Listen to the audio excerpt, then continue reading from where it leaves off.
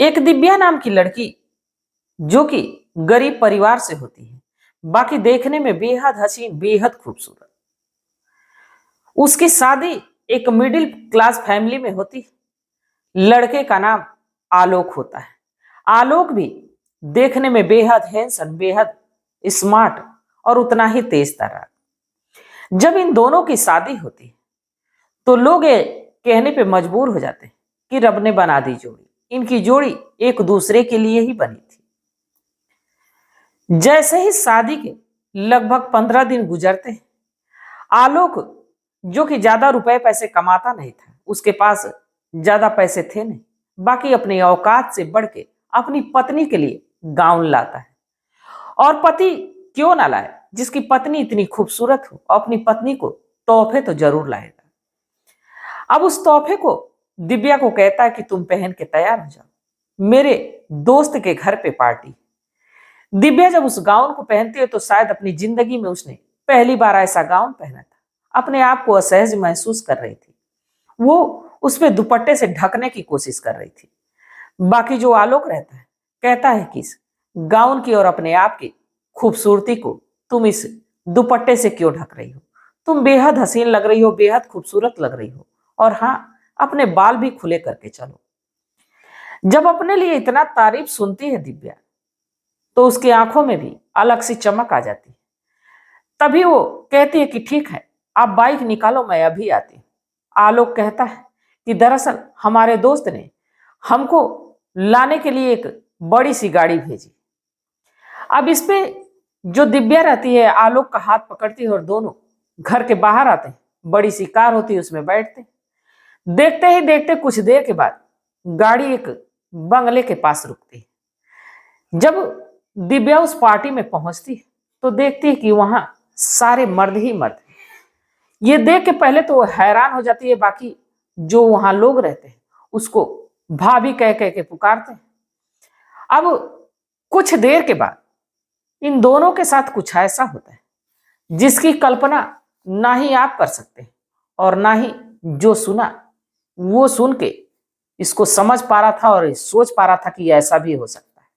तो आखिर इनके साथ क्या होता है, तो इसको जानने के लिए, इसको समझने के लिए हमारे साथ वीडियो में अंत तक बने रहिएगा। नमस्कार, मैं सावित्री यादव, एस के क्राइम कथा में आप सभी का स्वागत है। उम्मीद है एस के क्राइम कथा की सारी फैमिली अच्छी होगी, अपना ख्याल रख रही होगी।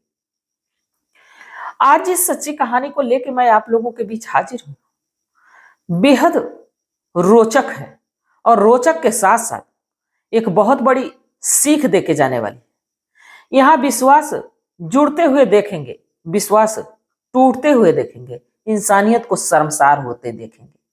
तो कहानी में अंत तक बने रहिएगा। और वीडियो अगर जो थोड़ी सी भी पसंद आती है तो रोज की तरह आप लोगों से गुजारिश है, रिक्वेस्ट है कि वीडियो को लाइक करना मत भूलिए। आपका एक लाइक हमारा हौसला बढ़ाता है और हमारी यही कोशिश रहती है कि हम आप लोगों तक रोज नई इंटरेस्टिंग रोचक कहानी लेके आती रहूं। मैं बात कर रही हूं दिल्ली का एक छोटा सा इलाका, जहां का रहने वाला आलोक आलोक पढ़ाई ग्रेजुएशन की करता है। इसके बाद अब वो ये सोच नहीं पाता कि आखिर अब इसके बाद क्या करूं, क्योंकि एक मिडिल क्लास फैमिली का लड़का था। पिता कुछ खास कमाते नहीं थे, माँ हाउस वाइफ थी। अब आलोक के समझ में आ नहीं रहा था कि आगे की पढ़ाई क्या करे। वो छोटा मोटा जॉब देख के अपना काम करने लगता है, घर का गुजर बसर जिससे चल जाए। वक्त गुजरते रहता है। बाकी वक्त के साथ साथ आलोक के लिए एक रिश्ता आता है और रिश्ता वो होता है दिव्या का। दिव्या देखने में बेहद हसीन, बेहद खूबसूरत एक गरीब परिवार की लड़की होती है जो कि 10वीं की पढ़ाई के बाद आगे पढ़ नहीं सकी। अब जब ये रिश्ता आता है तो पहले तो आलोक के माता पिता मना कर देते हैं कि लड़की ज्यादा पढ़ी लिखी नहीं। बाकी जब आलोक दिव्या की फोटो को देखता है तो पहली ही नजर में उसे पसंद कर लेता है। इसके बाद अपने पिता से कहता है कि मैं जब भी शादी करूंगा तो दिव्या से ही करूंगा। इसके बाद फिर क्या, इस रिश्ते की बातचीत चलने लगती है। दिव्या और आलोक की शादी हो जाती है। जब आलोक की शादी हो जाती है तो 2 दिन तो अपने माता पिता के साथ रहता है। बाकी 2 दिनों के बाद कहता है कि दरअसल मैं जहां नौकरी करने जाता हूं 2 घंटे आना और 2 घंटे जाना, इतना समय लग जाता है। मैं ये सोच रहा हूं कि दिव्या को लेके वहीं एक किराए का कमरा ले लूं जहां मैं रहूं। अब इस पे आलोक के माता पिता भी तैयार हो जाते हैं, इसलिए कि भाई नई नई शादी है, जवान लड़का है और अपनी पत्नी को ले जाना चाहता है, तो इसमें हर्ज क्या है। वो लोग कह देते हैं कि ठीक है। अब आलोक दिल्ली शहर में ही एक किराए का कमरा लेता है और दिव्या को वहीं लेके जाता है। अब धीरे धीरे वक्त गुजरने लगता है। बाकी जब दिव्या देखती है कि यहाँ रहने सहने की उसके मायके से भी ज्यादा खराब कंडीशन है, ना ठीक बर्तन है, ना ही ठीक बिस्तर है और ना ही कोई घर में साजो सामान है, वो आलोक से कहते कि इससे बढ़िया तो मैं मम्मी पापा के साथ ही रही रहती। बाकी आलोक इस पे कहता है कि ऐसा है कि सब बात ठीक है, धीरे धीरे सब सही हो जाएगा। जैसे ही इसकी शादी को लगभग 15 दिन गुजरते हैं, आलोक शाम के समय आज जल्दी आता है और उसके हाथ में एक बड़ा सा बैग होता है। दिव्या के तरफ आगे करते हुए कहता है, दिव्या इसमें तुम्हारे लिए कुछ है। दिव्या जैसे ही बैग खोलती है, उसमें देखती है कितना कीमती गाउन है जिस पे आंखें ही नहीं ठहर रही। दिव्या पूछती है कि ये किसका है, किसके लिए है। आलोक कहता है कि तुम इतनी खूबसूरत हो तो मैंने सोचा कि ये तुम्हारे पे बेहद अच्छा लगेगा, इसलिए मैंने तुम्हारे लिए लाया। अब दिव्या इस पे खुश हो जाती है, बाकी कहती है कि इतने पैसे तो आपके पास थे नहीं, तो आपने इतना महंगा गाउन क्यों खरीदा। घर के और कोई सामान खरीद लिए रहते जिससे कि हम लोगों का गुजर बसर बढ़िया से हो सके। आलोक कहता है कि ज्यादा बातें ना करो, और ज्यादा बात करोगी तो इस गाउन की बेइज्जती हो जाएगी। ऐसा है कि फटाफट इस गाउन को पहन के तैयार हो जाओ, क्योंकि आज हमारे दोस्त के यहाँ पार्टी है और उस पार्टी में जाना है, क्योंकि वो लोग जान रहे हैं कि हमारी नई नई शादी है। उन्होंने हमारे लिए एक पार्टी रखी है। दिव्या इस बात पे खुश होती है और गाउन पहन के रेडी होने लगती है। बाकी जो आलोक रहता है, दिव्या से उसकी नजरें ही नहीं हट रही थी। वो बार बार दिव्या को एक टक देख रहा था कि किसी चीज की कमी तो नहीं है, बिल्कुल गाउन परफेक्ट लग रहा है कि नहीं लग रहा है। अब दिव्या अपना बाल का जूड़ा बनाने लगती है, तो आलोक कहता है कि ऐसा है कि जूड़ा ना बनाओ, बाल खुले रखोगी तो बेहद हसीन लगोगी। अब जैसे ही दिव्या अपनी तारीफ सुनती है बाल खोल के, अब वो तैयार तो हो गई, बाकी एक सूट का दुपट्टा लेती है और अपने आप को ढकने की कोशिश करने लगती है, क्योंकि गाउन का गला जो है बड़ा रहता है, कुछ चुस्त रहता है। इस पे आलोक कहता है कि क्यों इस गाउन की बेइज्जती कर रही हो, अपने हुस्न की क्यों इस तरह से अपने हुस्न को क्यों ढक रही हो। मैं तो लोगों को दिखाना चाहता हूं कि मेरी बीवी, मेरी पत्नी कितनी खूबसूरत है। अब इस पे दिव्या दुपट्टा नहीं लगाती है, कहती है कि ठीक है, आप बाइक निकालो, मैं आ रही हूं। इसमें जो आलोक है कहता है कि आज हमें बाइक से नहीं जाना है, आज हमें लेने के लिए बड़ी सी फॉर्च्यूनर गाड़ी आई। अब जैसे ही दिव्या सुनती है, दोनों साथ में निकलते हैं, किराए के कमरे में ताला लगाते हैं, उस बड़ी सी गाड़ी में बैठते हैं। देखते ही देखते कुछ देर के बाद गाड़ी एक आलीशान बंगले के पास रुकती है। उस बंगले पे एक वॉचमैन रहता है जो कि गेट खोलता है, गाड़ी भीतर जाती है। दिव्या और आलोक गाड़ी से निकलते हैं। उसी वक्त एक आलोक का दोस्त आता है और आलोक को ना कुछ बोल के भाभी जी का वेलकम करता है और दोनों को अंदर लेके जाता है, जहां की 10 से 12 लोग रहते हैं। म्यूजिक बज रही होती है, हाथ में उनके एक एक गिलास रहता है, दो ये सब सारे दोस्त थिरक रहे होते हैं, नाच रहे होते हैं। जब ये सारा नजारा दिव्या देखती है तो अपने आप को असहज महसूस करती है, क्योंकि वहां किसी की पत्नी नहीं थी, कोई औरत नहीं थी। अब जब ये बात देखती है तो आलोक से धीरे से उसके कान में कहती है कि यहाँ मुझे ठीक नहीं लग रहा, यहाँ कोई औरत दिख नहीं रही। इस पे आलोक का एक दोस्त आलोक कुछ बोलता है, इससे पहले वो बोलता है कि भाभी जी, मैं आपकी शादी के लिए पार्टी दिया हूं, आप असहज महसूस ना करिए। मेरी पत्नी अपने माँ के घर गई है और बाकी हमारे दोस्त जो हैं वो कुंवारे हैं। कुछ दिनों में इनकी भी आपकी तरह पत्नी मिल जाए तो जरूर शादी हो जाएगी। अब जैसा ऐसे कहते हैं, इसके बाद कुछ देर ये नाचते गाते हैं। इसके बाद खाना टेबल पे लग जाता है। अब सारे लोग बैठ के खाने लगते हैं और उसमें से 2-3 लड़के बारी बारी से उठ उठ के दिव्या को खाना परोसने लगते हैं। दिव्या भी बड़े ही उत्साह से खाना को खाती रहती है। कुछ देर के बाद जब दिव्या का इधर पेट भर रहा होता है, उधर उसके आंखों में जैसे लग रहा था कि नींद कितनी तेजी से आ रही, और देखते ही देखते वो बेहोश सी हो जाती है। और जब बेहोश हो जाती है, इसके बाद आलोक के बाहों में वो गिर जाती है।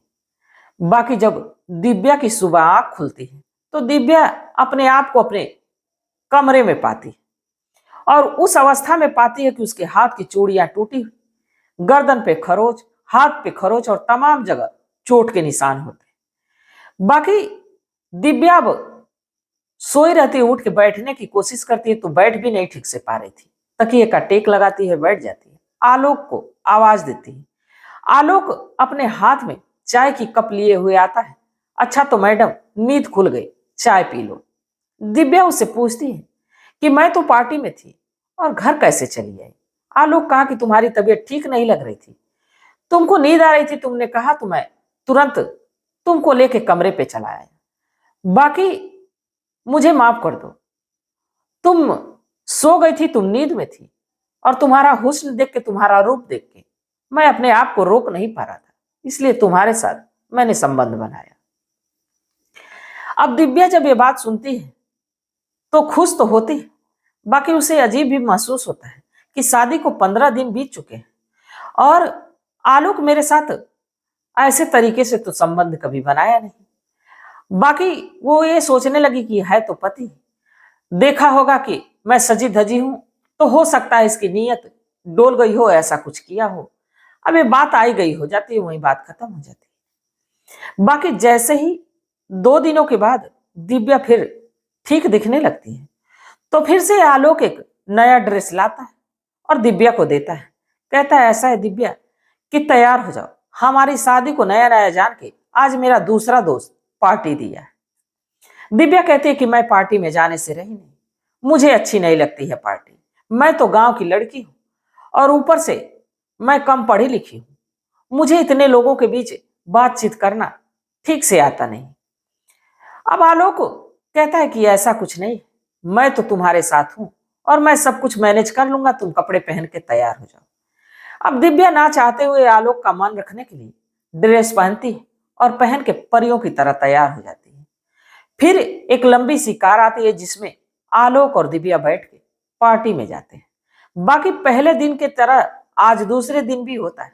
जैसे ही दिव्या खाना खाती है उसको नींद आने लगती है, और जैसे ही नींद आती है वो लुढ़क जाती है। इसके बाद जब सुबह होती तो अपने आप को अपने कमरे में पाती, अपने घर में पाती, जो कि किराए का रूम था। आज भी दिव्या की वही हालत थी, जगह जगह उसके शरीर पे जख्मों के निशान थे और साथ ही उसकी हाथों की चूड़ियां फूटी हुई थी, उसके जेवर उतरे हुए थे। अब जब ये दिव्या देखती है तो फिर से आलोक से सवाल करती है कि तुम तो अजीब ही हो गए हो, मुझे पहले तो पार्टी में ले जाते हो, इसके बाद जब मैं सुबह उठती हूँ तो मेरी हालत बेहद खराब रहती है। आलोक कहता है कि तुम हो ही इतनी सुंदर कि तुमको देखने के बाद मेरी नीयत खराब हो जाती है।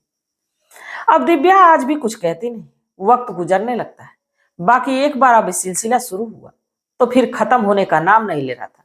लगातार ये सिलसिला चलते रहता है। हर 2-4 दिन के बाद दिव्या पार्टी में जाती और वही हाल होता। अब एक दिन फिर से आलोक जब कहता है तो दिव्या इस चीज के लिए मना करती है, कहती है कि नहीं, अब मैं पार्टी में नहीं जाऊंगी, क्योंकि जब से मैं पार्टी में जाने लगी हूँ खाना तो अच्छा लगता है, पर मुझे पार्टी में जाने के बाद पता नहीं अजीब सा क्या हो जाता है, मेरी तबीयत भी खराब रहने लगी। अब दिव्या आज तो मना कर देती है। आलोक भी कुछ समय देता है और तब तक दिव्या के मायके से खबर आती है कि उसकी छोटी बहन की शादी पड़ी। अब दिव्या आलोक से कहती है कि मैं कुछ दिनों के लिए अपने मायके जाना चाहती हूँ। इस पे आलोक कहता है कि ठीक है, शादी जब नजदीक आ जाएगी तो तुम चली जाना। अब दिव्या को आलोक पूरी तरह से ध्यान रखने लगता है, उसके हर एक चीज का, उसके मेकअप से लेके उसके खाने तक का, अच्छे अच्छे होटलों से खाना लाता, अच्छा अच्छा उसको खाना खिलाता। दिव्या सोचने पे मजबूर हो गई थी कि आलोक तो इतने पैसे कमाता नहीं है कि जो कि महंगे महंगे रेस्टोरेंट से, महंगे महंगे होटल से खाना लाता है और ऊपर से अच्छे अच्छे कपड़े लाता है, अच्छी ज्वेलरी लाता है। बाकी दिव्या यह सोचती है कि पति अपनी पत्नी के लिए ये सोचता है कि ऐसा करना चाहिए, तो हो सके रुपए कमाता हो, मेरे लिए ये सब कर रहा हो। अब ये सारी बातों को हटा के वो आलोक से बेपनाह मोहब्बत करने लगती है। जैसे ही बहन की शादी नजदीक आती है, दिव्या अपने मायके जाती है, और जब मायके जाती है तो अपनी छोटी बहन के साथ वो खरीदारी करने के लिए जाती है। जब खरीदारी करने के लिए जाती है, एक मॉल में खरीदारी कर ही रही होती है, तब तक आलोक के एक दोस्त से उसकी मुलाकात होती है। आलोक का दोस्त कहता है कि अरे भाभी जी, आप तो आज भी बड़ी खूबसूरत लग रही हैं, आज तो बिल्कुल हुस्न का जलवा आपका हमेशा कायम रहता है। अब जब दिव्या बात सुनती है तो कहती है कि आपको बोलने की तमीज नहीं। इसके बाद वो जो आलोक का दोस्त रहता है कहता है कि ऐसा है कि आपके बगल में जो है लगता है कि आपकी बहन है। इस पे दिव्या कहती है कि जी, ये मेरी छोटी बहन है, इसकी शादी की मैं खरीदारी कर रही हूँ। इस पे जो दोस्त रहता है कहता है कि भाभी जी, अगली बार अगर जो पार्टी में आना तो अपनी बहन को लेके आना, क्योंकि आपकी बहन जो है वो तो पार्टी में कहर ढा देगी। अब जब ऐसा बात कहता है तो दिव्या बड़े गुस्से में उसको देखती और साथ ही कहती कि अगर जो आप आलोक के दोस्त नहीं होते तो अभी मैं आपको बताती कि आप क्या बोल रहे हैं, कैसे औरतों से बात की जाती है, कैसे महिलाओं से तमीज से पेश आया जाता है। इस पे जो आलोक का दोस्त रहता है कहता है कि चल, तेरी जैसी दो कौड़ी की औरत को मैंने बहुत देखा है, और तुम्हारी औकात क्या है कि तुम इस तरह मुझे बोल रही हो। इस बात को दिव्या समझ नहीं पा रही थी। दिव्या बेहद हैरान थी, परेशान थी। साथ में उसकी जो बहन खड़ी थी वो भी बड़ी परेशान लग रही थी कि आखिर दीदी को ये क्या बोल रहा है।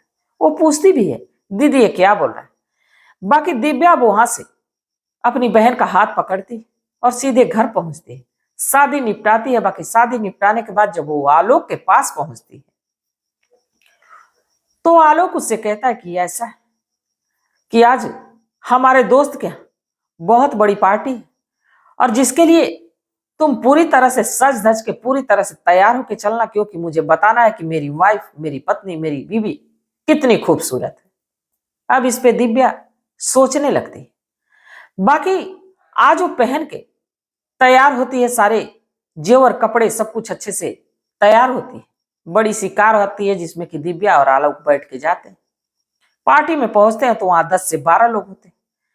हल्की हल्की म्यूजिक बज रही होती है, सबके हाथ में दारू की पैक होती है और सब नाच रहे होते हैं, थिरक रहे होते हैं। अब ये सब नजारा देखती है। जैसे ही दिव्या को लोग देखते हैं, भाभी जी कह के उसको बिठाने लगते हैं। कहते हैं कि भाभी जी, आज तो आप गजब की खूबसूरत लग रही हैं, बला की खूबसूरत लग रही हैं। आज तो इस पार्टी में चार चांद लग गया। अब दिव्या के समझ में नहीं आ रहा था कि आखिर जब भी मैं पार्टी में पहुंचती हूँ तो वहां कोई महिला क्यों नहीं होती, कोई औरत क्यों नहीं होती, वहां सारे पुरुष ही होते। अब फिर से रोज की तरह दिव्या को खाने के लिए कहा जाता है, पर आज दिव्या जैसे खाना खाने बैठती, बार बार उसके प्लेट में पनीर की सब्जी आलोक अपने हाथों से डाल रहा था। बाकी आज दिव्या पूरा खाना खत्म करना नहीं चाहती थी, वो मना करने लगती है। बाकी इधर आलोक दबाव पे दबाव दिए जा रहा था। तभी मिचली का बहाना करके ये दिव्या बाथरूम में जाती और अपने उंगली मुंह में डाल के सारा खाना उल्टी करती है, क्योंकि मुझे आज राज जानना था, ये जानना था कि उसके साथ होता क्या। इसके बाद आती है, कुर्सी पे बैठती है और बेहोश होने का नाटक करने लगती है। जब बेहोश होने का नाटक करने लगती है तो उसको एक कमरे में ले जाया जाता है। जैसे ही आलोक एक कमरे में लेके जाता है, जो कि एक सजा धजा रूम होता है जिसमें एक बेड होता है, बेड भी कुछ कम कीमती नहीं होता है। अब उसमें दिव्या को रख दिया जाता है। इसके बाद उसके पीछे आलोक के सभी दोस्त भी, जितने 10 से 12 लोग थे, सब पहुंचते। इसके बाद आलोक उनसे कहता है कि देखो, इतने दिनों के बाद दिव्या आ जाई, इसलिए आज तो डबल कीमत मैं लूंगा। और दूसरी बात, हमारी बीबी जो है ये बड़ी स्मार्ट और बड़ी खूबसूरत है, तो अगर जो पैसे दुगुना करोगे तब तो इसके साथ संबंध बनाओगे, वरना मैं किसी को इसके साथ संबंध बनाने नहीं दूंगा। अब जैसे ही आलोक कहता है, सारे दोस्त इस बात पे डन करते हैं कि हम लोग डबल पैसा देंगे, पर आज रात तो दिव्या के साथ हम लोग बिताएंगे। अब बारी बारी से ये लोग आने ही वाले थे कि तब तक बाहर पुलिस के गाड़ी का सायरन बजने लगता है। सारे लोग चौंक जाते हैं और इधर बेड पे दिव्या भी उठ के बैठ जाती है, क्योंकि दिव्या जब इस पार्टी में आई थी उससे पहले ही पुलिस को सारी इंफॉर्मेशन, सारी जानकारी दे के आई थी। पुलिस आती है, आलोक के साथ 10 से 12 लोगों को गिरफ्तार करती है, थाने लेके जाती है और जब दिव्या से पूछती है तो दिव्या अपनी आप बीती पुलिस से बताती। पुलिस वाले भी हैरान कि एक पति अपनी पत्नी से देह व्यापार का धंधा करा रहा था, वो भी इस कदर, और वो भी नई नवेली दुल्हन के साथ।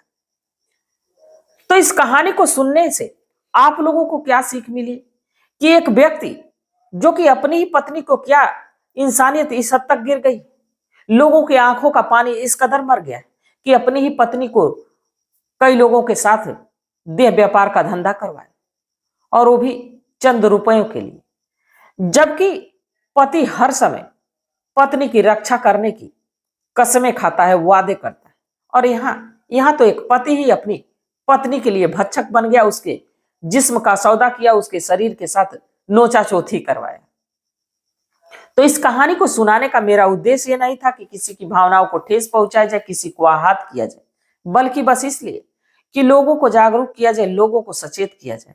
तो इसमें दिव्या की किस हद तक गलती थी, पहले ही जब उसको लगा कि मेरे साथ कुछ गलत हो रहा है तभी फैसला लेना चाहिए था। या जो आलोक कर रहा था, आलोक को कौन सी सजा मिलनी चाहिए, और साथ में उन सभी उसके साथियों को कौन सी सजा मिलनी चाहिए। आप लोग अपनी सलाह, अपनी राय कमेंट सेक्शन में जरूर दीजिएगा, क्योंकि आपके मशवरे का हमें बेसब्री से इंतजार रहता है। आप लोगों के सपोर्ट से, आप लोगों के साथ से मैं भी यही सोचती हूँ कि मैं आप लोगों तक रोज नई कहानी लेके आऊं। तो आप लोग अपनी सलाह, अपनी राय जरूर दीजिएगा। तो तब तक आप लोग अपना ख्याल रखिए, अपने परिवार का ख्याल रखिए, बाल बच्चों का ख्याल रखिए। मिलते हैं कल एक नई वीडियो के साथ, तब तक के लिए जय हिंद, जय भारत।